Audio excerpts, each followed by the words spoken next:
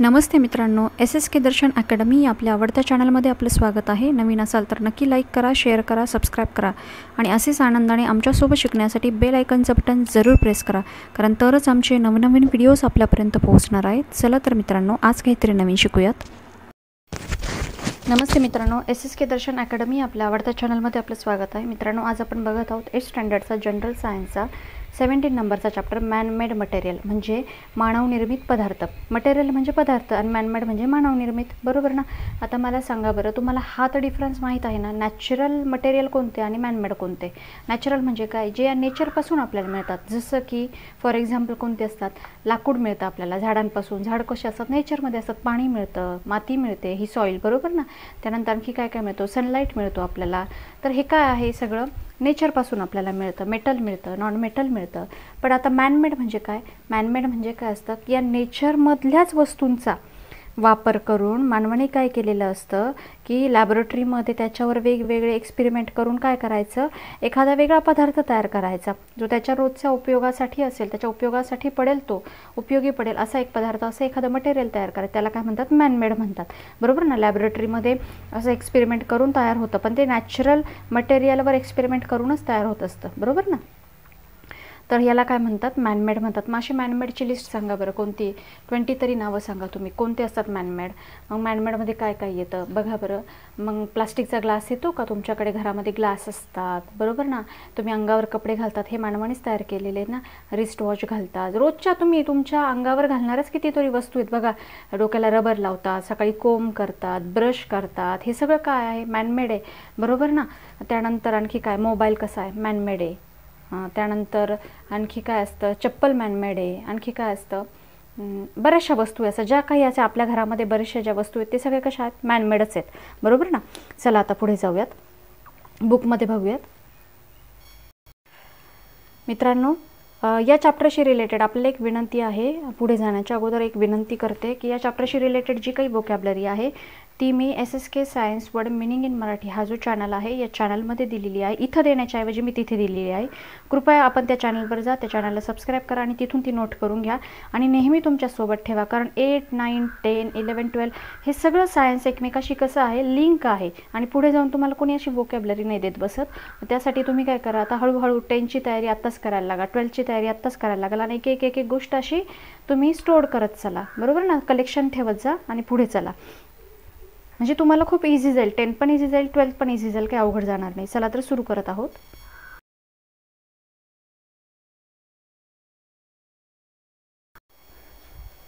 बघा या ठिकाणी, we use various types of material in our daily life. आपण आपल्या डेली लाईफमध्ये म्हणजे दैनंदिन व्यवहारामध्ये खूप साऱ्या वस्तू वापरतो। Those material are made up of various material like wood, glass, plastic, thread, soil, metal, rubber etcetera. जे मटेरियल असतात, जे आपण वापरतो, बरोबर ना, ते मटेरियल खूप सारे कशापासून बनलेले असतात, एक तर वूडचे असतात, ग्लासचे बनलेले असतात, प्लास्टिकचे बनलेले असतात, थ्रेडचे बनलेले असतात, सॉईलचे बनलेले असतात, मेटलचे, बरोबर ना। माठ घरातला आपला सॉईलचा असतो, प्लास्टिकचे भांडी असतात आपल्या घरामध्ये, ग्लासच्या वस्तू असतात, लाकडाचे टेबल वगैरे असतात, चेअर वगैरे असतात, रबराच्या वस्तू बनलेल्या असतात, ह्याच वस्तू असतात ना, मेटलच्या असतात किंवा out of those wood, rock, minerals, water and natural. याच्यापैकी मग जे आहेत ना बघा, आउट ऑफ दोज याच्याशिवाय आणखी कोणते आहेत बघा, हे वूड म्हणजे लाकूड झालं, रॉक झालं, खडक झालं, मिनरल्स म्हणजे खनिज झाले, वॉटर झालं, हे सगळं कसं आहे, नॅचरल आहे, निसर्गातून मिळतं आपल्याला। Human performed research on various natural material in laboratory. ह्युमनने काय केलेलं आहे, मानवाने काय केलेलं आहे, या नॅचरल पदार्थांवर काय केलेलं आहे, लॅबोरेटरीमध्ये वेगवेगळे एक्सपेरिमेंट केलेलं आहे, रिसर्चेस केलेले आहे। With the help of it various material are manufacture in factories. आणि या मदतीने काय केलेलं आहे की खूप सारे वेगवेगळे मटेरियल, पदार्थ यांची निर्मिती करण्यात आली, मॅन्युफॅक्चरिंग करण्यात आली, कुठे, लॅबोरेटरीमध्ये, फॅक्टरीजमध्ये। Such material are called manmade material. आणि अशा मटेरियललाच काय म्हटलं जातं, मानवनिर्मित पदार्थ म्हटलं जातं, मॅनमेड मटेरियल असं म्हटलं जातं, समजलं ना। म्हणजे ह्युमन काय करत असतो की नॅचरल मटेरियलचाच यूज करत असतो लॅबोरेटरीमध्ये, त्याच्यावर वेगवेगळे काय करतो, एक्सपेरिमेंट करतो आणि मग काय करतो, त्याच्याच हेल्पनी काय करतो, हे वेगवेगळे मटेरियल, व्हेरियस मटेरियल तो मॅन्युफॅक्चर करतो, कुठे, फॅक्टरीमध्ये, बरोबर ना। त्यालाच काय म्हणतात, मॅनमेड मटेरियल।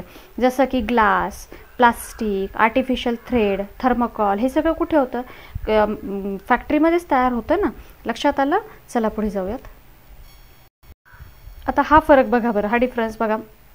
आता वुडन चेअर ही मॅनमेड आहे की नॅचरल आहे? नेचरमध्ये अशी वुडन चेअर डायरेक्ट मिळते का? नाही, वूड असतं नेचरमध्ये, आपण त्याच्यापासून वुडन चेअर तयार करतो, बरोबर ना. कोंब, आता कोंब जो आहे, कोंब कशाचा असतो? प्लास्टिकचा. पण प्लास्टिक हे नॅचरल आहे का मॅनमेड? नाही, प्लास्टिक हे नॅचरल नाहीच आहे, प्लास्टिक नव्हतंच. मानवाने काय केलं, लॅबोरेटरीमध्ये वेगवेगळे एक्सपेरिमेंट करून करून ही प्लास्टिकची काय केली, निर्मिती केली, मग नंतर प्लास्टिकच्या वस्तू तयार व्हायला लागल्यात. आलं लक्षात? म्हणजे प्लास्टिक हे नॅचरल नव्हतंच कधी, ते मॅनमेड आहेत. समजलं? बघा मित्रांनो, आता या ठिकाणी प्लास्टिक, आता आपण फर्स्ट बघत आहोत प्लास्टिक. आता प्लास्टिक तर सगळ्यांनाच माहिती, कारण प्रत्येकाच्या घरामध्ये प्लास्टिकच्या भरपूर वस्तू असतात, बरोबर ना. अगदी भरपूर, म्हणजे घर भरेल इथपर्यंत असतात, इतक्या वस्तू असतात. आईला विचारा, किचनमध्ये तर सगळं प्लास्टिकच असतं. प्लास्टिकचे डबे, प्लास्टिकच्या वाट्या, प्लास्टिकचे ताटं, बरोबर ना. खूप साऱ्या वस्तू प्लास्टिकपासून बनलेल्या असतात. प्लास्टिकचे चमचे, खूप साऱ्या वस्तू असतात. तुमच्यासुद्धा ज्या वस्तू असतात सगळ्या, कंपास बॉक्स हे ते सगळं प्लास्टिकचं असतं, बरोबर ना. तर बघा, man-made material showing the property of plasticity and made of organic polymer is a plastic. आता हा जो मॅनमेड मटेरियल आहे ना, मानवनिर्मित पदार्थ म्हणजे कोणता? तो आहे प्लास्टिक. आणि त्याच्यामध्ये कोणती प्रॉपर्टी आहे? तर प्लास्टिसिटी ही प्रॉपर्टी आहे. म्हणजे आपण काय करू शकतो, त्याच्यापासून वेगवेगळ्या वस्तू तयार करू शकतो, इझिली तयार करू शकतो. ही त्याची काय आहे? प्रॉपर्टी आहे. And made of organic polymer in plastic. Organic polymer वापरलेलं असतं, म्हणजे एक सेंद्रिय बहुवारिक वापरलं असतं त्याच्यामध्ये. Structure of all the plastics is not same. आता सगळ्या प्लास्टिकचं स्ट्रक्चर जे असतं ना, ते एकसारखं नसतं. बघा, तुमच्या लक्षात येईल, प्लास्टिकच्या आपण जे भाजी आणतो बघा, त्या बॅग बघितल्या का, कॅरी बॅग, ते किती पातळ साईजचे असतात, अगदी, बरोबर ना. त्यानंतर तुम्ही बघा, घरामध्ये भांडे कशी असतात प्लास्टिकची. त्यानंतर ते टोकऱ्या वगैरे असतात त्या कशा असतात. परत घरामध्ये स्विच बोर्ड वगैरे बनलेले असतात, ते कशा, सगळं वेगवेगळ्या याचं असतं. TV वगैरे असतात बघा, ते प्लास्टिकचे बनलेले असतात. बाहेरचं कवर वगैरे ते प्लास्टिक कसं असतं. म्हणजे प्रत्येक प्लास्टिकमध्ये तुम्हाला काय दिसेल, काहीतरी फरक दिसेल, डिफरन्स दिसेल, बरोबर ना. म्हणजे सगळेच प्लास्टिक काय नसतात, सेम नसतात. Some are linear while some are circular. काही काय असतात असे लिनियर असतात, रेखीय असतात, तर काही असतात चक्राकार, सर्क्युलर असतात. Depending upon the effect of heat, plastic can be classified in 2 types. आता हीटनुसार, म्हणजे उष्णतेचा काय परिणाम होतो त्याच्यानुसार प्लास्टिक हे क्लासिफाय केलेलं आहे 2 भागामध्ये, 2 टाईपमध्ये. The plastic that can be moulded as per hour wish is called the thermoplastic. जे प्लास्टिक आपल्या विशनुसार असं मोल्ड होतं, आपण त्याला वळवू शकतो, त्या प्लास्टिकला काय म्हणतात? थर्मोप्लास्टिक म्हणतात. हा विचारला जाऊ शकतो एक्झामला तुम्हाला प्रश्न, की जो प्लास्टिक तुमच्या इच्छेनुसार मोल्ड होतो त्याला काय म्हणतात? थर्मोप्लास्टिक. एक्झाम्पल, पॉलिथिन, म्हणजे काय असतं, पॉलिथिन वगैरे जे असतात ते. आणि जे plastic PVC R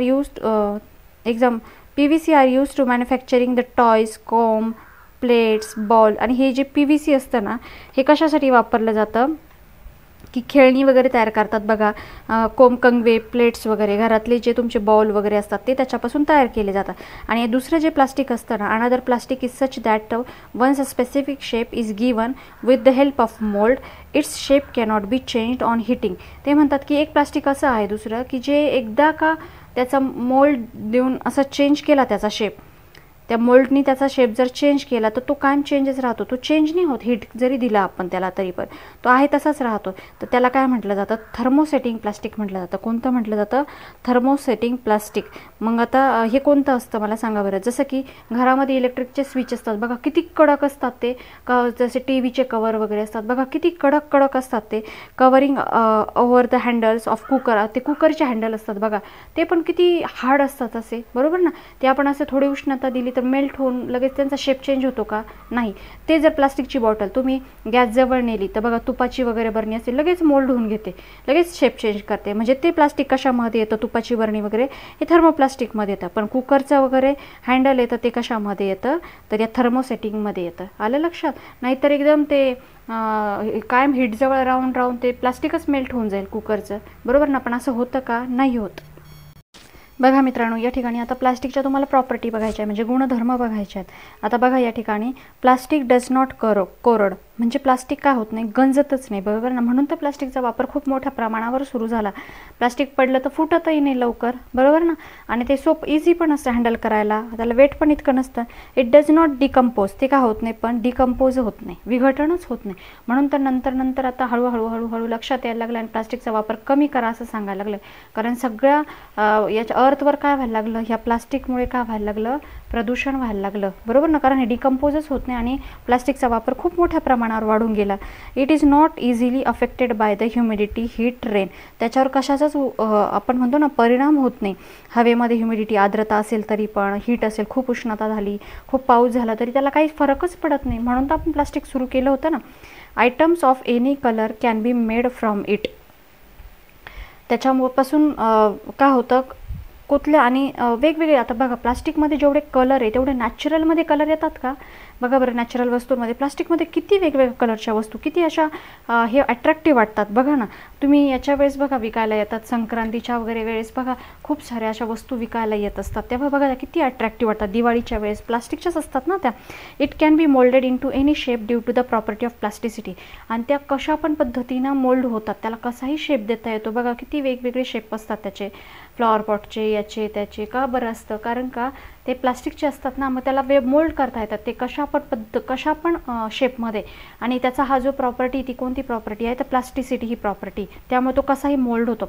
it is bad conductor of heat and electricity. आणि तो काय करत असतो, बॅड कंडक्टर. हे विचारलं जातं, प्लास्टिक बॅड कंडक्टर आहे. इलेक्ट्रिसिटी त्यातून जाते का वाहत, मला सांगा बरं. नाही जात. हीट जाते का त्यातून वाहत, नाही जात. बिंग लाईट इन वेट, आणि ते लाईट वेट पण असतं, बरोबर ना. It is easy to carry, आणि कॅरी करण्यासाठी इझी पण असतं, बरोबर ना. त्यामुळेच आपण सगळ्यात जास्त वापर वाढला ना. आता बघा types and uses of plastic. आता टाईप्स बघा, पहिलं तर तुम्हाला सांगितलं मी, एक थर्मोप्लास्टिक असतं आणि दुसरं असतं थर्मोसेटिंग प्लास्टिक असतं, बरोबर ना. आता थर्मोप्लास्टिकमध्ये 4 टाईप्स येतात. एक बघा, एक पॉलिव्हिनाइल क्लोराईड असतं, त्याला PVC म्हणतो आपण. एक दुसरं असतं पॉलिस्टायरीन म्हणतात. तिसरं असतं पॉलिइथिलीन असतं, त्याला P म्हणतात. आणि चौथं असतं पॉलिप्रोपिलीन असतं, बरोबर ना, 4th नंबरचं. आता बघा हे जे आहे PVC, पॉलिव्हिनाइल क्लोराईड जे असतं त्याचा यूज कुठे कुठे होतं बघा. बॉटल बनवण्यासाठी, raincoat, pipe, handbag, shoes, electric cable, insulator. म्हणजे जे इलेक्ट्रिक केबल असतात ना त्यांचं जे आवरण असतं बघा, डायरेक्ट तारीला आपण हात लावतो का, नाही, त्याच्या बाहेरचं जे इन्सुलेटर असतं त्याच्यापासून बनतं. Furniture, rope, toys. आता हे याच्यापासून पॉलिस्टायरीनपासून काय बनतं बघा, thermo insulating part of electric appliance like refrigerator. म्हणजे रेफ्रिजरेटर वगैरे यांचे जे आपण म्हणतो ना उष्णता, असे थर्मो इन्सुलेट करणारे, म्हणजे जे उष्णता बाहेर टाकणारे जे पदार्थ हे असतात ना, तर ते रोखण्यासाठी, बरोबर ना, भाग असतात ना, ते रोखण्यासाठी त्याच्याभोवती कवरिंग केलेलं असतं. गिअर्स ऑफ मशीनच्या गिअर्समध्ये असतात. टॉईज असतात. Protecting covering like covers of CD, जे प्रोटेक्टिंग कवर म्हणून वापरले जातात. DVDचे कवर वगैरे जे असतात ना, CDचे DVDचे कवर जे असतात ते याच्यापासून बनतात. बघा आता हे पॉलिथिलीन जे असतं बघा, आता पॉलिथिन आपण म्हणतो बरं का. कशाला म्हणतो, याला म्हणतो पॉलिथिन द्या असं बोलतो की नाही. दुधाची पॉलिथिन आहे. पॉलिथिन नाही, ती पॉलिइथिलीन आहे. कोणती ती पॉलिइथिलीन असते, तर ती दुधाची पिशवी असते. ज्या packing bags, flexible garden pipes, जे सहज असे मऊ बघा, गार्डन पाईप सहज इकडून तिकडे आपण मूव्ह करू शकतो, बरोबर ना, ते म्हणजे हे पॉलिइथिलीनपासून बनलेले असतात. आणि पॉलिप्रोपिलीनपासून काय काय बनतात, हे लाऊडस्पीकरचे पार्ट्स, व्हेकलचे पार्ट्स, रोप्स, मॅट्रेसेस असतात, दोरखंड, चट्या वगैरे. त्यानंतर लॅबोरेटरी अप्लायन्सेस, जे प्रयोगशाळेमध्ये उपकरणं बनतात ते. आलं लक्षात? चला पुढे जाऊयात. बघा आता सेकंड आहे थर्मोसेटिंग प्लास्टिक. थर्मोसेटिंग प्लास्टिकमध्ये बघा एक फर्स्ट आहे, याच्यामध्ये पण 4 टाईप्स आहे. बॅकलाइट, मेलामाइन, पॉलियुरेथेन आणि हा पॉलिस्टर. हे आहेत 4 टाईप. बघा त्याची यूज काय. बॅकलाइट कशासाठी, cabinet of radio, TV, telephone, electric switches, toys, covering over handles of cookers. हे कुकरच्या वगैरे हँडल जे असतात त्याच्यासाठी, म्हणजे जे घरातल्या ज्या वस्तू आहेत आपल्या, TV, telephone, cabinet, electric switch यांचे जे कवर असतात ते बनवण्यासाठी. मी तुम्हाला म्हटलं TVचे वगैरे ते याच्यापासून बनतात, बॅकलाईटपासून बनतात. मेलामाइन, आता मेलामाइनमध्ये काय बनतात, जसं की domestically useful items like cup, प्लास्टिकचे कप असतात बघा, saucers, plates, tray, some spare parts of airplane engine, एरोप्लेनचे काही पार्ट्स पण म्हणतात. Electric sound and insulating cover, आणि ते काय म्हणतात की काही इलेक्ट्रिक असे इन्सुलेटिंग कवरिंग ही सुद्धा बनतं त्याच्यापासून, म्हणजे विद्युतरोधक अशा वायरिंगच्या भोवती असतं ते पण बनतं त्याच्यापासून. त्यानंतर बघा पॉलियुथेरेन कशापासून, surfing board, small boats, furniture, seats in व्हेकलमधले जे सीट्स असतात, फर्निचर असतं ते. त्याच्यानंतर स्मॉल छोट्या बोटी असतात बघा, त्या याच्या बोटी असतात, तुम्हाला माहिती आहे ना, प्लास्टिकच्याच बोटी असतात बघा. आता त्या तुम्ही जातात कधी फिरायला वगैरे कधी गेला तर त्या प्लास्टिकच्याच बोटींमध्ये फिरतात तुम्ही, बरोबर ना, ते याच्यापासून बनलेले असतात. आता 4th बघा पॉलिस्टर काय असतं, fibre glass, toner of laser प्रिंटरचं जे टोनर असतं ना ते याच्यापासून बनतं. टेक्स्टाईल इंडस्ट्री, जे कापड उद्योग असतात त्याच्यामध्ये हे पॉलिस्टर वापरतात बघा. कापड आपण म्हणतो ना पॉलिस्टरचा कपडा, तो पॉलिस्टरचा म्हणजे हे प्लास्टिक वापरलं जातं, म्हणतो त्याने घाम ॲब्झॉर्ब नाही होत बघा, तर हे टेक्स्टाईल इंडस्ट्रीमध्ये वापरतात. समजले या ठिकाणी? चला पुढे जाऊयात. बघा मित्रांनो, प्लास्टिक अँड एन्व्हायरमेंट. आता प्लास्टिक अँड एन्व्हायरमेंटचा काही संबंध आहे का? तुमच्या लक्षात आलं असेल ना, मध्ये बघा खूप असे कॅम्पेनिंग व्हायचं की प्लास्टिक कमी वापरत जा, प्लास्टिकवर बॅन आणा. का बरं? एन्व्हायरमेंट खराब व्हायला लागलं होतं, कारण प्लास्टिक हे काय होत नाही, डिकम्पोजच होत नाही, बरोबर ना. त्यामुळे काय व्हायचं की हे एन्व्हायरमेंटला धोका निर्माण झाला होता. त्याच्यानंतर ह्या प्लास्टिकच्या बॅग वगैरे हे जे समुद्रातले जीव असतात यांच्या पोटात गेल्या तर यांच्या पोटात जातात, ते जीव आपण पण खातो ना, मास फिश वगैरे, तर आपल्याला पण नंतर वेगवेगळे आजार व्हायला लागले होते, कॅन्सर वगैरे. त्यानंतर गायांच्या वगैरे बघा, गाय इकडे तिकडे चरतात प्राणी, त्यांच्या पण पोटात जातं, मग त्यांना पण पोटातले त्रास व्हायला लागले होते, बरोबर ना. तर असं जे प्रॉब्लेम व्हायला लागले होते, तर त्यामुळे प्लास्टिकवर काय येत होतं, बॅन येत होता. तर बघा आता याच्यामध्ये how many plastic carry bags are brought in your home in a day. आता दिवसभरात तुम्ही किती वस्तू आणतात, आणि प्रत्येक वस्तू, साधा वडापाव घ्यायला गेलं तरी ते प्लास्टिकमध्ये देतात तो वडापाव, बरोबर ना. काही घ्यायला जा तुम्ही ते प्लास्टिकमध्ये देतात. भाजीपाला घ्यायला गेले तर त्या मार्केटमध्ये ते तुम्हाला मिरच्या प्लास्टिकमध्ये देतात. मग अशा किती बॅग येतात तुमच्याकडे दिवसभरात. What happens to those later, ते नंतर काय होतं त्याचं. How are the use up and thrown away carry bags, water bottles, milk bags recycle. म्हणजे तुम्ही कसं रिसायकल करतात मला सांगा बरं. Some materials are naturally degraded, they are called the degradable material, while some material do not called not degradable material. ते म्हणतात की काही पदार्थांचं काय होतं, नैसर्गिकरित्याच डिग्रेडेशन होतं, म्हणजे विघटन होऊन जातं काही काळानंतर, ते ॲटोमॅटिक त्यांचं होतं. परंतु काही पदार्थांचं काय होतं, काही मटेरियलचं काय होतं, डिग्रेडेशनच होत नाही, म्हणजे त्यांचं ना विघटनच होत नाही, ते वर्षानुवर्ष तसेच राहतात, पण ते कधीच नष्ट होत नाही, विघटन होत नाही. From the given on the next page chart we can understand that the plastic is non degradable and hence it is an environment pollutant. ते सांगतात की पुढे एक चार्ट दिलेला आहे, तिथे आपण बघणार आहोत. प्लास्टिक हे काय माहिती का, हे विघटनच होत नाही, डिग्रेड होतच नाही ते, त्यामुळे ते काय ठरलेलं आहे की एन्व्हायरमेंट पोल्युटंट, म्हणजे पर्यावरणाच्या दृष्टीनं असं एक प्रदूषक ठरलेलं आहे, ते चांगलं नाही आहे ते. याच्यावर काय उपाय करता येतील सांगा बरं. मग मागे निघालं होतं बघा, ते कॅम्पेनिंग करायचे की असंच प्लास्टिक पाहिजे की जे काय रिसायकल होईल. मग बघा आता प्लास्टिकच्या बॉटल वगैरे न्यायला येतात का तुमच्या घरी, ते लोक येतात बघा, प्लास्टिकच्या बॉटल बॅग्स वगैरे घेऊन जातात का, जेणेकरून त्या पुन्हा काय होतील, रिसायकल होतील, बरोबर ना. तर ते म्हणतात की असंच प्लास्टिक यूज करा की जे काय होईल, पुन्हा रिसायकल होईल, ज्यामुळे एन्व्हायरमेंट काय होणार नाही, पोल्यूट होणार नाही. बघा मित्रांनो, या ठिकाणी plastic is used in health care sector. आता ह्या हेल्थ केअर सेक्टरमध्ये म्हणजे आरोग्य सेवेमध्ये खूप यूज केलं जातं. सिरिंज, आता सिरिंज मला सांगा, सिरिंजचं बाहेरचं जे असतं ते कशाचं बनलेलं असतं, प्लास्टिकचंच असतं ना, किंवा तिच्या वरचं जे कवर असतं प्लास्टिकचंच असतं. खूप साऱ्या वस्तू प्लास्टिकच्या असतात तिथे, बरोबर ना. किंवा आपण ते सलाईन वगैरे घेतो बघा, ते कशाचे, प्लास्टिकच्याच बॉटल असतात ना त्या. Vessels use to cook food in microwave oven are made up of plastic. ते म्हणतात की जे काही भांडे असतात मायक्रोवेव्हमध्ये ठेवायचे, अन्न शिजवायचे, ती भांडेसुद्धा प्लास्टिकचीच असतात. Vessel are coated with Teflon. आता हा प्रश्न विचारला जाऊ शकतो, व्हेकलला कोणत्या, हे लक्षात ठेवा तुम्हाला नॉलेजसाठी आहे की व्हेकलला जे कोणत्याही गाड्यांना जे हे असतं प्रोटेक्शन, स्क्रॅच पडू नये म्हणून बघा, इझिली गाडीला स्क्रॅच जातो का, असा नाही जात. का बरं, तिला कोटिंग असतं एक टेफ्लॉन नावाचं. कशाचं, टेफ्लॉन. तर हा टेफ्लॉन जो आहे ना, हा प्लास्टिकचाच प्रकार आहे. There are more than 2000 different types of plastic. ते म्हणतात की 2000पेक्षा पण जास्त प्लास्टिकचे प्रकार आहेत. Some type of plastic are used in assembling some parts of aeroplane. एरोप्लेनचे काही पार्ट्स असेंबल करण्यासाठी काही प्रकारचं प्लास्टिक वापरलं जातं. आता हे जे आहे ना, त्यांनी पॉलीॲक्रेलिक, हे प्लास्टिक जे आहे ना, polyacrylic is a type of plastic. हा प्लास्टिकचाच प्रकार आहे. Used for manufacturing lenses and artificial teeth. आता हे तुम्ही लेन्सेस म्हणजे भिंग वगैरे बनवलं जातं, किंवा जे आर्टिफिशियल दात वगैरे, दात तुटला वगैरे तुमचा, तर ते डॉक्टर बघा, डेंटिस्ट बघा बसवतात तुमचे आर्टिफिशियल दात वगैरे, तर त्याच्यामध्ये काय वापरलं जातं, हे पॉलीॲक्रेलिक. किंवा म्हाताऱ्या आजोबांना वगैरे बघा, ते पूर्ण दाताचं आपण म्हणतो ना एक बचळ बसवलं जातं, तर ते कशाचं असतं, ते या प्लास्टिकपासूनच बनवलेलं असतं.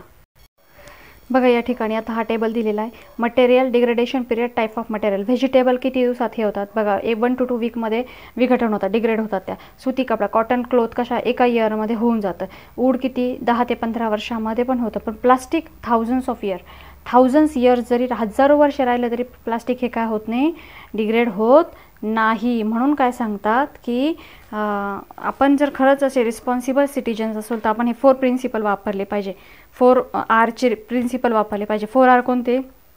रिड्यूस म्हणजे कमीत कमी प्लास्टिकचा वापर करायचा. रियूज पुन्हा पुन्हा वापर करायचा, म्हणजे नवीन वस्तू घेण्यापेक्षा आहे त्याच वस्तू पुन्हा पुन्हा वापरा, म्हणजे प्लास्टिक कमी तयार होईल आणि मार्केटमध्ये कमी येईल आणि ह्या पृथ्वीवर कमी पोल्यूट होईल.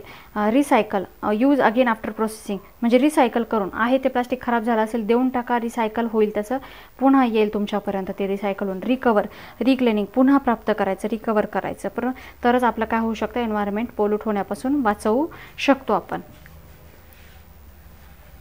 मग आता ते म्हणतात की याच्याऐवजी आपण काय वापरू शकतो बघा बरं. Instead of plastic, jute bags, म्हणजे ज्या सुतळीच्या बॅग बघा, ज्यूट बॅग, क्लोथ बॅग, कापडी पिशव्या वापरू शकतो आपण. बघा आता तुम्ही कापड दुकानांमध्ये वगैरे सुद्धा आता ह्या बॅग द्यायला लागले, क्लोथच्या बॅग द्यायला लागले. पहिले प्लास्टिकच्या मिळायच्या, आता नाही मिळत. पेपर बॅग्स वापरा, हे वापरा. आता बघा मेडिकलमध्ये वगैरे पेपर बॅग्स मिळतात. मेडिकल स्टोअरमध्ये वगैरे तुम्ही गेले ना बघा, पेपर बॅग्समध्ये ते मेडिसिन्स पॅक करून देतात, आता प्लास्टिक नाही देत ते आपल्याला. आता बघा इथे थर्मोकॉल, आता पुढचा पॉईंट आहे थर्मोकॉल. थर्मोकॉल तुम्हाला माहिती आहे का बघा, तुमच्या घरी कोणताही बॉक्स किंवा कोणती डिलिव्हरी आली आणि खूप डेलिकेट वस्तू असेल आतमध्ये, तर एक व्हाईट कलरचं त्याच्याभोवती एक आपण म्हणतो ना सिक्युरिटी पर्पज म्हणून असं एक दिलेलं असं व्हाईट कलरचं, असं लक्षात आलं ना ते हे, तर त्याला थर्मोकॉल म्हणतात. खेळता का तुम्ही ते असं, ते असं साबुदाण्यासारखं, ते असं तोडलं तर साबुदाण्यासारखा वेगवेगळा दाणा निघतो त्याच्यातून, वेगवेगळा व्हाईट कलरचा. एक लहान मुलं खेळतात त्याला बघा, हलका असतो वजनानं. Thermocol, a new easily breakable item bought at your home is usually packed in box so as to prevent that item from breaking while handling the box. It is always packed in one more wrapping. ते म्हणतात की तुमच्या घरी जर अशी काही breakable वस्तू येणार, सहज फुटू शकेल अशी वस्तू येणार असेल आणि ती एखाद्या खोक्यामध्ये बंद करून येत असेल, तर ते खोका का होतं, ते बॉक्स असं हँडल करताना त्याच्या भोवती ना एक अजून एक रॅप असतो, अजून एक आवरण असतं. Usually that wrapping is of thermocol. ती कशाची असते, थर्मोकॉलची रॅपिंग असते. Nowadays the plates used in mass feast are also made up of thermocol. थर्मोकॉलच्या प्लेटमध्ये आपण जेवण करतो माहिती आहे ना, लग्नामध्ये वगैरे इकडं तिकडे थर्मोकॉलमध्येच जेवण करतो ना, थर्मोकॉलपासूनच ह्या जेवणाच्या प्लेट वगैरे बनवलेल्या असतात. Thermocol is a form of complex material called polystyrene. थर्मोकॉल म्हणजे पॉलिस्टायरीन, याचं काय आहे, एक रूपच आहे ते. It transform it to the liquid state on heating at more than 100 degree Celsius temperature and returns to solid state on cooling. ते काय म्हणतात की 100 डिग्री सेल्सिअसपेक्षा जास्त टेम्परेचरला काय होतं, ते लिक्विड अवस्थेमध्ये जातं आणि नंतर पुन्हा कूल झालं की पुन्हा काय तर सॉलिड स्टेटमध्ये येऊन जातं. ते लक्षात आलं ना. Due to this we can give any desired shape. त्यामुळे काय होतं की आपण त्याला हवा तो शेप देऊ शकतो. लक्षात येतं आहे ना तुमच्या. मग त्याच्यामुळे त्याला हवा तो शेप द्यायचा, प्लेटचा द्यायचा, बॉलचा द्यायचा, कशाचाही द्यायचा. Being a good shock absorber. तो काय करतो, गुड शॉक ॲब्झॉर्बर म्हणून काम करतो. म्हणजे कोणती वस्तू काय होत नाही, त्याच्यामुळे ब्रेक होत नाही. शॉक ॲब्झॉर्बर म्हणून तो काय करत असतो, काम करत असतो. It is used in packing of delicate item. Delicate item pack करण्यासाठी तो वापरला जातो. Make list about the use thermocol in your daily life. तुम्ही कुठे कुठे थर्मोकॉल वापरता रोजच्या लाईफमध्ये ते तुम्ही सांगायचं आहे. Adverse effect of excessive use of thermocol environment and human. ते म्हणतात की थर्मोकॉलचा पण अतिवापर झाला तर मानवावर त्याचे कोणते कोणते परिणाम होतात बघा. आता हा स्टायरीनपासून बनलेला असतो. बिंग ते म्हणतात की काय, हा जो असतो ना कार्सिनोजेनिक इंग्रेडियंट्स इन स्टायरीन. या स्टायरीनमध्ये काय असतो माहिती का, की असं आपण म्हणतो ना कॅन्सर होण्यासारखा असा एखादा घटक याच्यामध्ये इन्ग्रेडियंट त्याच्यामध्ये असतो. The person in contact with thermocol, त्यामुळे थर्माकोलच्या सानिध्यामध्ये जे लोक खूप लॉंग टाईमसाठी लॉंग ड्युरेशनसाठी असे राहतात ना, तर त्यांना अशी पॉसिबिलिटी असते की त्यांना ब्लड कॅन्सर होऊ शकतो. म्हणजे जसा की ल्युकेमिनिया आणि लॅम्फोमा हे सारखे सगळे काय झाले, ब्लड कॅन्सरचे प्रकार झालेत. लक्षात आलं ना. बघा आता, नॉन बायोडिग्रेडेबल म्हणजे हा काय होतो की विघटनच होत नाही, हा जैव अविघटनशील आहे हा. म्हणजे आता याची गंमत सांगते मी तुम्हाला. थर्माकोल तुम्हाला आता माहीत आहे का नाही मला माहीत नाही, पण पहिले ना लग्नामध्ये वगैरे किंवा घरी पण खूप जास्त पाहुणे वगैरे आले तर थर्माकोलच्या डिश असायच्या आणि त्या थर्माकोलमध्ये जेवण केलं जायचं. आणि थर्माकोल ते हँडल करायला सोपं होतं. आणि काय करायचे ते लोक, ते त्याचं काय होत नाही, डिकम्पोज व्हायचं नाही म्हणून लोक काय करायचे, घरी त्याचा असा जाळून टाकायचे त्याला. परंतु काय व्हायचं की ते जाळणंसुद्धा योग्य नाही. त्याचा जो धूर निघतो ना ते सुद्धा खूप असं घातक असतो, त्याने सुद्धा कॅन्सर वगैरे होऊ शकतो. आणि त्याच्यामुळे काय होतं की हवेमध्ये सुद्धा काय होतात, वेगवेगळे असे विषारी वायू सोडले जातात त्याच्यामुळे. आणि दुसरं काय होतात बघा, खूप असे समारंभ वगैरे असतील तर ह्या थर्माकोलच्याच प्लेट, थर्माकोलच्या कप वगैरे वापरले जायचे. आणि याच्यामधूनच पाणी वगैरे दिलं जायचं, जेवण वगैरे दिलं जायचं, चहा वगैरे दिला जायचा, हे सगळं व्हायचं. परंतु याचा आपल्या बॉडीवर इतका जास्त इफेक्ट होतो याचा त्याच्या. आणि ह्या थर्माकोलमध्ये एकदा अन्न ठेवलं ते म्हणतात की आणि पुन्हा ते अन्न जर आपण गरम केलं तर हा जो स्टायरीन असतो ना, थर्माकोलमध्येच मुळात काय असतो, स्टायरीन असतो. आणि तो स्टायरीन जर आपल्या पोटात वगैरे गेला तर आपल्याला तो फूडमध्ये त्या डिझॉल्व होतो. जे फूड आपण त्या थर्माकोलमध्ये ठेवलेलं असतं आणि तेच फूड पुन्हा आपण गरम केलं आणि पुन्हा जर खाण्याचा प्रयत्न केला आपण तर ते स्टायरीन त्या फूडमध्ये गेलेलं असतं आणि ते आपल्या पोटात जाऊन आपल्याला काय होऊ शकतो, हेल्थचे प्रॉब्लेम होऊ शकतात. लक्षात आलं या ठिकाणी. त्याच्यामुळे आता थर्माकोल हे बघा, थर्माकोल कंबस्टन झालं खूप असे विषारी वायू हवेत सोडले जातात. त्यामुळे आता थर्माकोलवर पूर्णच बंदी आलेली आहे. आता बघा लग्नामध्ये ना याच्या प्लेट दिल्या जातात, कागदी प्लेट, एकदम साध्या कागदी प्लेट असतात ना की त्या दिल्या जातात. आता बघा, effect on person working in thermocol factory. आता थर्माकोलच्या फॅक्टरीमध्ये तर कोणीतरी काम करतच असेल, बरोबर ना. तर मग आता जे काम करतात त्यांच्या बॉडीवर किंवा त्यांच्या हेल्थवर काय परिणाम होतो. आता ते काय होतं, सारखे स्टायरीनच्या संपर्कात येतात, कारण थर्माकोलमध्ये स्टायरीन असतं. मग खूप काळ असं ते स्टायरीनसोबत राहिल्यामुळे काय होतं, त्यांना आईसचे, रेस्पिरेटरी सिस्टम म्हणजे असे श्वसनाचे प्रॉब्लेम होतात, स्किनचे प्रॉब्लेम होतात, डायजेस्टिव्ह सिस्टीमचे म्हणजे पचनसंस्थेचे पण असे आजार होतात. किंवा एखादी प्रेग्नंट महिला असेल, बरोबर ना, तर मग तिचं काय होऊ शकतं, मिसकॅरेज होऊ शकतं, म्हणजे गर्भपात वगैरे होऊ शकतो. Liquid styrene. आणि काय होतं तुम्हाला मी सांगितलं नाही, थर्माकोलमध्ये काय होतं की हा काय करत असतो, 100 डिग्री सेल्सिअसला टेम्परेचरला गेल्यानंतर हा मेल्ट होतो, म्हणजे लिक्विड स्टेटला जातो आणि नंतर परत हा हळूहळू कूल होत गेला सॉलिड स्टेटला जातो. पण त्याचं जे लिक्विड असतं का ते जर कधी असं अंगावर वगैरे पडलं ना आपल्या, तर स्किन पूर्ण काय होते, अशी बर्न होते, भाजून जाते पूर्ण त्वचा. लक्षात आलं. तर हे त्याचे काय आहेत, इफेक्ट आहेत. चला पुढे जाऊयात. मित्रांनो बघा, तुमच्या घरामध्ये काचेच्या वस्तू आहेत का, ग्लासच्या वस्तू, काचेच्या वस्तू आहेत ना, बॉटल्स वगैरे असतात. तुम्हाला माहिती आहे का काच कशी बनलेली आहेत. आणि काच वापरणं हे कधी चांगलं असतं. बघा किचनमध्ये आईच्या मोठ्या मोठ्या बरण्या असतात, काचेच्या असतात. काच किती बरोबर ना, छान पण वाटते बघायला. आणि मिठाची बरणी वगैरे सगळ्या अशा काचेच्या असतात की नाही. मग ही काच जी असते ही काच कशी बनते माहिती आहे का तुम्हाला. बघा, we use the glass material on large scale in daily our life. आपण काय करतो, काचेचे ग्लास पण असतात बघा, ज्याच्यामध्ये आपण सरबत वगैरे पितो. Glass was discovered by chance. तर ही जी काच होती, ही ग्लास होती, अचानक तिचा शोध लागला मानवाला. सम फोइनिशियन ट्रेडर्स म्हणजे सम फेनिशियन ट्रेडर्स म्हणजे जे व्यापारी होते वर कुकिंग इन डेझर्ट. ते काय करत होते, अशीच वाळवंटात फिरत गेले आणि त्यांना भूक वगैरे लागली असेल. मग त्यांनी एका ठिकाणी त्यांचं असं थांबवलं असेल आणि मग ते सगळेजण मिळून त्या डेझर्टमध्ये म्हणजे त्या रेतीवर काय करायला लागले, स्वयंपाक करायला लागले.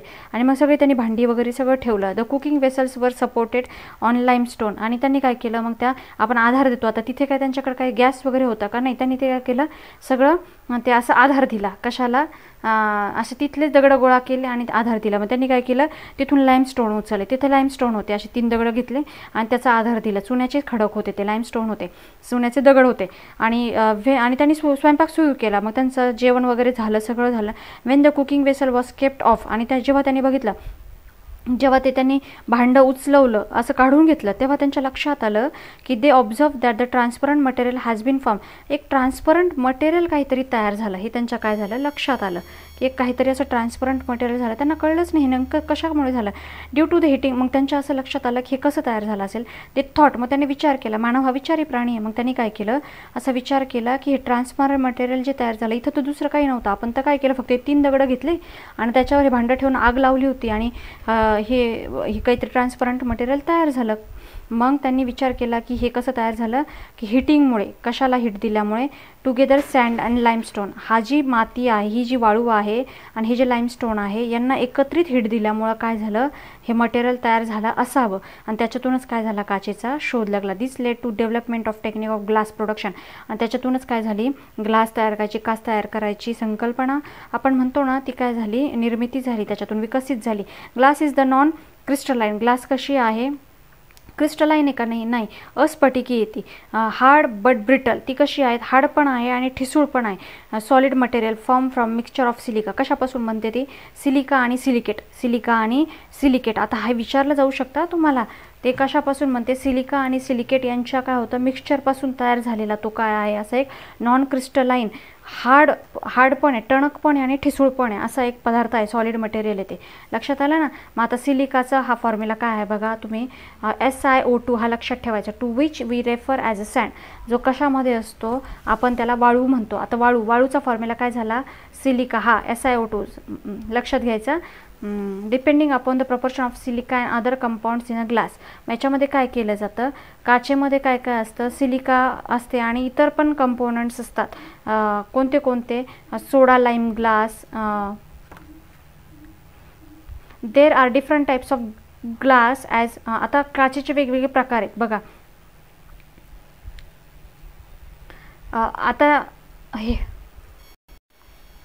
आता बघा, सिलिका म्हणजे काय, SiO2. आणि SiO2 त्यालाच आपण काय म्हणतो, वाळू असं म्हणतो, सँड असं म्हणतो, बरोबर ना. आता ही जी वाळू असते ना, आता हे काचेमध्ये जी वेगवेगळी सिलिका असते, मग तिचं प्रमाण किती आहे, कमी आहे का जास्त आहे. जी सिलिका आपण काचेमध्ये सिलिका वापरतात. तुम्ही काच निर्मिती बघा, काचेमध्ये वाळू वापरली जाते, काच तयार करण्यासाठीच वाळू वापरली जाते मुळात. तर हे तुम्हाला आश्चर्य वाटेल ना, काच तयार करण्यासाठी वाळू वापरतात, पण काच तयार करण्यासाठी वाळू वापरली जाते. आणि वाळू कशा प्रमाणात वापरली जाते, म्हणजे सिलिका किती प्रमाणात, कमी जास्त प्रमाणात वापरली जाते, त्याच्यावरून काचेचे प्रकार पडतात बघा. मग सोडा लाईम ग्लास असते, बोरोसिलिकेट काच असते, सिलिका ग्लास असते, अल्कली सिलिकेट ग्लास असते, असे 4-5 प्रकार तिचे पडतात काचेचे. बघा, आता तुम्ही गुगल करून पण बघायचं आहे प्रोडक्शन ऑफ ग्लास कसं आहे, पण इथे मी तुम्हाला सांगते बघा. फॉर ग्लास प्रोडक्शन, आता काचने बनवण्यासाठी काय केलं जातं, मिक्सचर घेतलं जातं, सँडचं, वाळूचं, सोडाचं, बरोबर ना, आणि लाईमचं म्हणजे चुनखडीचं, आणि small quantity of magnesium oxide. काय काय घेतलं जातं, मॅग्नेशियम ऑक्साईड पण घेतलं जातं, आणि हीट दिली जाते त्याला अशी भट्टीमध्ये, फ्युरन्समध्ये म्हणजे भट्टीमध्ये अशी खूप हीट दिली जाते. सँड म्हणजे वाळूची असते, दॅट इज सिलिकॉन डायऑक्साईड. हा बघा, सिलिकॉन डायऑक्साईड O2 आहे ना त्याच्यामध्ये. मेल्ट म्हणजे सँड म्हणजे वाळू किती डिग्री सेल्सिअसला मेल्ट होते, 1700 म्हणजे 1700 डिग्री सेल्सिअसला ती काय होते, वितळते. So as melt the mixture as low temperature. मग आता हे इतकं डिग्री सेल्सिअस टेम्परेचर द्यायचं, मग किती सारे वीज जाते, बरोबर ना. मग ते काय करतात, हे टेम्परेचर कमी करण्यासाठी काय करतात, त्याच्यामध्ये पीस टाकतात, म्हणजे तुकडे टाकतात. डिस्कार्डेड ग्लास म्हणजे जे अशा टाकाऊ काचेचे तुकडे असतात ना, आपल्यापासून ग्लास घेऊन जातात बघा रिसायकल करायला, ते इथं यूज करतात ते, आणि पुन्हा नवीन ग्लास तयार करतात ते. त्याचे तुकडे टाकतात, आणि मग काय होतं, त्यामुळे मिक्सचर मेल्ट ते 850 डिग्री सेल्सिअसला ते मिक्सचर काय होतं, मेल्ट होतं त्या सँडचं. Once all the ingredients of mixture are liquefied. सगळं एकदा का ते मिक्सचर लिक्विफाईड झालं, it is heated up 1500 degree Celsius. आणि ते काय केलं जातं, मग हे सगळं मिक्सिंग जे असतं ना, हे सगळं लिक्विड किती डिग्री सेल्सिअसपर्यंत हीट करतात, 1500 डिग्री सेल्सिअसपर्यंत, 1500 डिग्री सेल्सिअसपर्यंत त्याला हीट करतात, चांगलं एकत्र करतात. आणि नंतर काय करतात, एकदमच काय करतात, एकदम थंड, एकदम खूप तापवायचं आणि अचानकच खूप जास्त लगेच थंड करून टाकायचं. मग त्यामुळे काय होतं, एकदम सडन कुलिंग होते ना, त्यामध्ये खूप फास्ट असं, म्हणजे एकदम हाय टेम्परेचरमधून एकदम लो टेम्परेचरमध्ये ते जातं ना. सडन कुलिंगमध्ये मिक्सचर कसं होतं, होमोजेनियस होतं. होमोजेनियस म्हणजे कसं होतं, की त्याच्यामध्ये असं आपण म्हणतो ना, क्रिस्टलाइन फॉर्ममध्ये नाही जात ते, ॲमॉर्फस आणि ट्रान्सपरंट इन्स्टेड ऑफ क्रिस्टलाइन. म्हणजे त्याच्यामध्ये काय होतं, की ते एकदम असं क्रिस्टलाइन फॉर्ममध्ये न जाता ते काय होतं, की नॉन क्रिस्टलाइन फॉर्ममध्येच पण कसं असं ट्रान्सपरंट राहून जातं, जसे की काच बनते, बरोबर ना. तशी बनते ती. This is called the soda lime glass. त्यालाच काय म्हटलं जातं, सोडा लाईम काच असं म्हटलं जातं. समजलं या ठिकाणी काच कशी तयार होते बघा, अशी तयार होते. ही भट्टी बघा, फर्नस हे आहे भट्टी, याच्यामध्ये टाकली जाते बघा.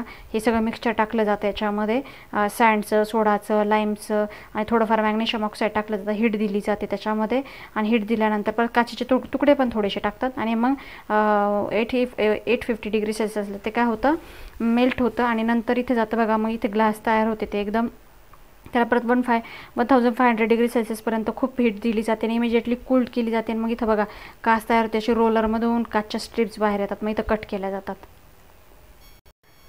बघा मित्रांनो, तुम्ही कधी खेळलेला आहात का गणपतीच्या वगैरे वेळेस? आईच्या बांगड्या घ्यायच्या आणि त्या अशा कॅन्डलवर, मेणबत्तीवर धरायच्या आणि त्यांना वितळल्यानंतर हवा तो आकार द्यायचा आणि ती माळ तयार करायची, गणपतीला लावायची. गणपतीमध्ये केलेलं का? तुमच्या आईबाबांना विचारा, त्यांनी केलेलं असेल का बरं? असं होतं बघा. See the video off bangle makings of internet.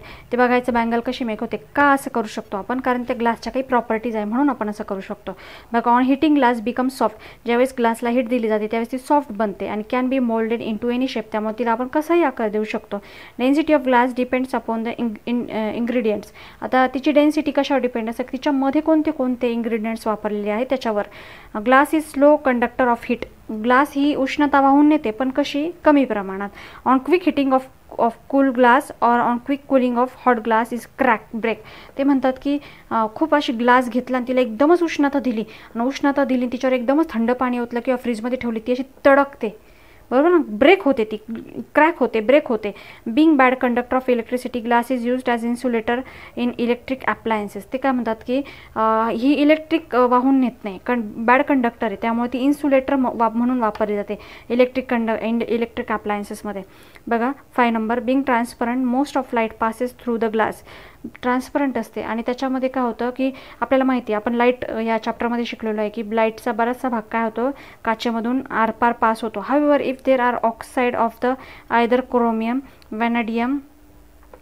Vanadium किंवा iron in the glass, large amount of light is absorbed in the glass. ते म्हणतात की काचेमध्ये तर क्रोमियम, वेनेडियम किंवा आयन ऑक्साईडचा जर असेल आतमध्ये तिच्यामध्ये तर अशा काचेमध्ये खूप जास्त मोठ्या प्रमाणावर काय केला जातो, हा लाईट आहे ना ॲब्झॉर्ब केला जातो. लक्षात आलं का? हे 3 जर असतील तर काच काय करते, मोठ्या प्रमाणावर लाईट काय करून घेते, ॲब्झॉर्ब करून घेते, जर तिच्यामधून लाईट गेला तर. बघा मित्रांनो, या ठिकाणी टाइप्स ऑफ ग्लासेस कोणते कोणते. फर्स्ट आहे सिलिका ग्लास.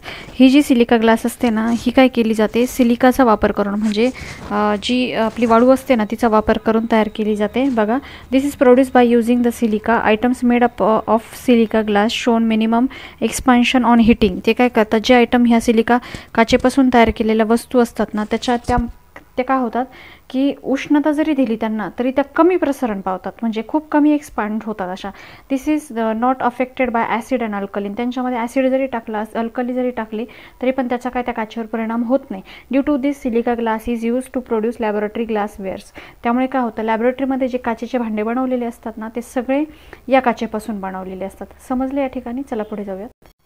बघा आता हे बोरोसिलिकेट ग्लास, हे लक्षात ठेवायचं हां तुम्ही. आता ही काच जी कशाची असते आणि ही कशाची बनते बघा.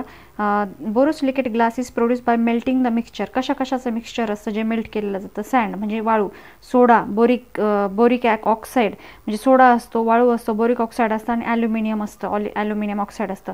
यांचं मिक्सचर आहे ना हे मेल्ट केलं जातं आणि ही ग्लास बनवली जाते. This glass does not show any effect on medicines. आता मेडिसिन जरी ठेवलं या काचेमध्ये तरी त्या मेडिसिनमध्ये काही त्याचे गुण उतरत नाही, इफेक्ट होत नाही.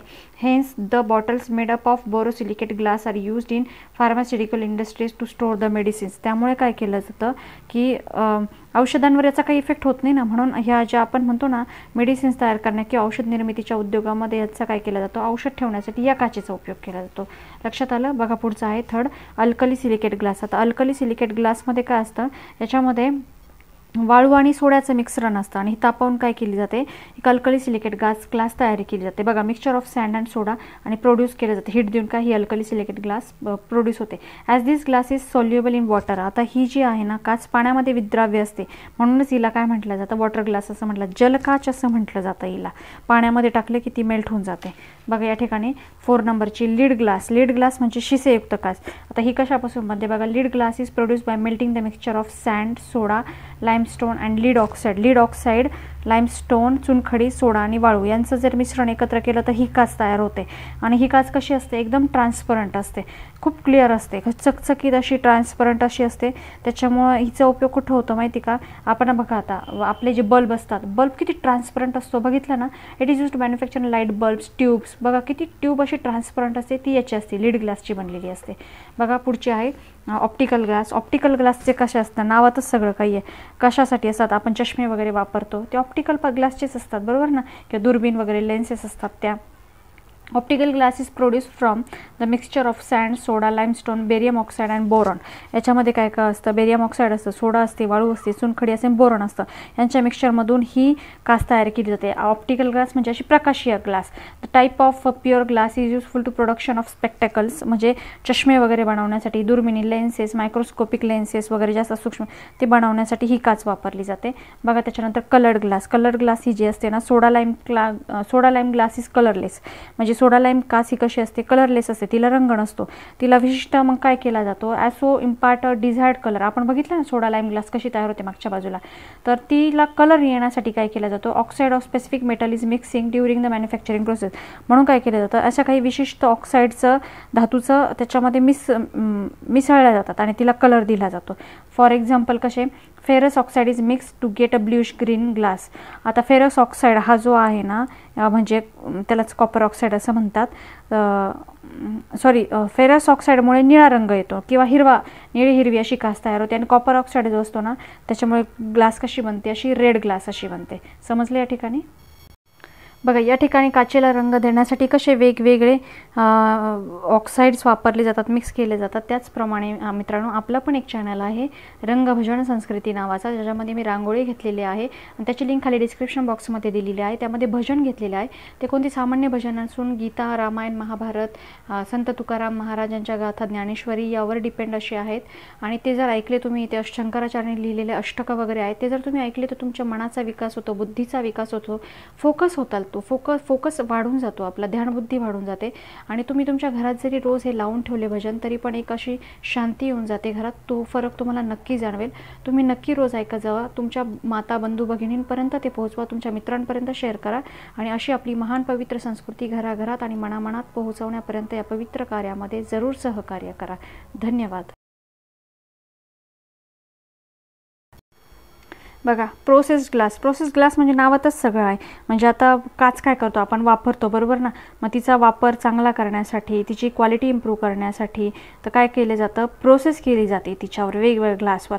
मग व्हेरियस टाईपच्या प्रोसेस कसे केले जातात, त्यातूनच काय तयार होतात, रेनफोर ग्लास तयार होतात, प्लेन ग्लास तयार होतात, फायबर ग्लास तयार होतात, फेन ग्लास तयार होतात. म्हणजे अशी ट्रान्सपरंट म्हणजे ग्लास तयार होते. असे त्याच्यावर वेगवेगळे प्रोसिजर करून अशा वेगवेगळ्या काय केल्या जातात, ग्लास तयार केल्या जातात. समजले या ठिकाणी. बघा या ठिकाणी as a glass is non degradable. काच कशी आहे, ही सुद्धा नॉन डिग्रेडेबल आहे, म्हणजे ही सुद्धा अविघटनशील आहे, हिचा सुद्धा विघटन होत नाही. त्यामुळे काय केले जातं, if the pieces of waste glass material flow into the water body. त्यामुळे जर काचेचे तुकडे असे पाण्यासोबत वाहत गेले तर इकोसिस्टीमवर त्याचा काय होतो, अफेक्ट होतो, परिणाम होऊ शकतो. आणि ड्रेनेज जे असतात ना, ते काय होतात, ड्रेनेजसुद्धा काय होतात, ब्लॉक होतात. त्यामुळे काचेचं काय केलं पाहिजे, नेहमी काय केलं पाहिजे, काचेचं आपण रिसायकलिंग केलं पाहिजे. काय केलं पाहिजे, रिसायकलिंग. लक्षात आलं मित्रांनो. अशा पद्धतीने आपला हा चॅप्टर या ठिकाणी कव्हर झालेला आहे. आणि आशा करते की आपल्याला हा चॅप्टर एकदम व्यवस्थित समजलेला असेल. याची vocabulary SSK science word meaning या चॅनलवर जाऊन बघावी. या चॅप्टरशी रिलेटेड जितक्या काही लिंक आहे त्या सगळ्या खाली डिस्क्रिप्शन बॉक्समध्ये दिलेल्या आहे, कृपया त्या फॉलो कराव्या. चॅनल आवडला असेल तर नक्की लाईक करा, शेअर करा, सबस्क्राईब करा आणि तुमच्या अनमोल कमेंट्स आमच्यापर्यंत जरूर पोहोचवा. पुन्हा भेटू न्यू चॅप्टरसोबत. तोपर्यंत स्वस्त राहा, मस्त राहा, सुखी राहा. धन्यवाद.